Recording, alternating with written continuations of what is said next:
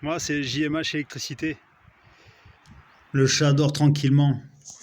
Bon, ce début d'année 2025, quelles sont les 6 plus grosses options, les 6 options les plus fréquemment demandées quand quand on me demande une borne de recharge?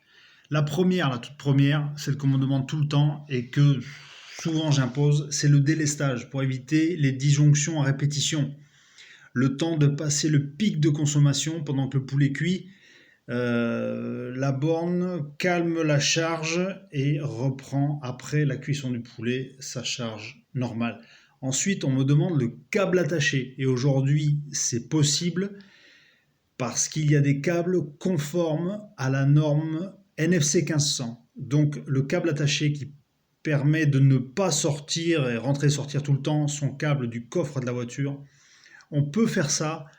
On peut installer des bornes avec câble attaché. Ensuite, le badge de mise en route.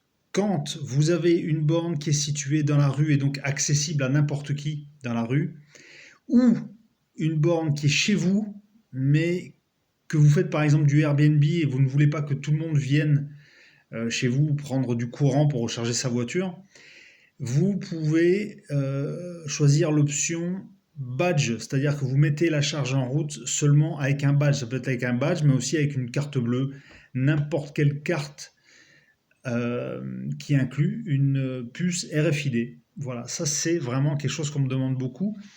Et on me demande également quelque chose qui est un petit peu similaire, c'est-à-dire l'option application. L'application permet de faire la même chose qu'avec le badge, c'est-à-dire d'autoriser ou pas la mise en route de la borne. Elle permet de voir également l'énergie embarquée dans la voiture. Voilà, ça peut être intéressant. Et puis ensuite, on a le pilotage photovoltaïque. Voilà, ça permet de prioriser la charge avec l'apport d'énergie solaire en journée.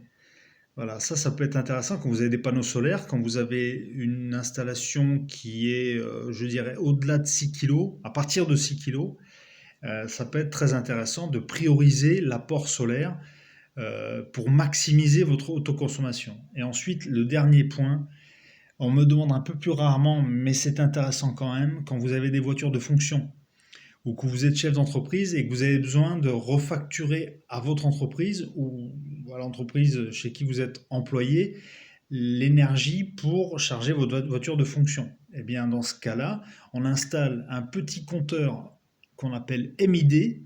C'est un compteur certifié pour la refacturation et c'est le seul moyen de refacturer en étant dans les clous de la loi. Voilà pour les 6 options les plus demandées en ce début d'année 2025. Ciao!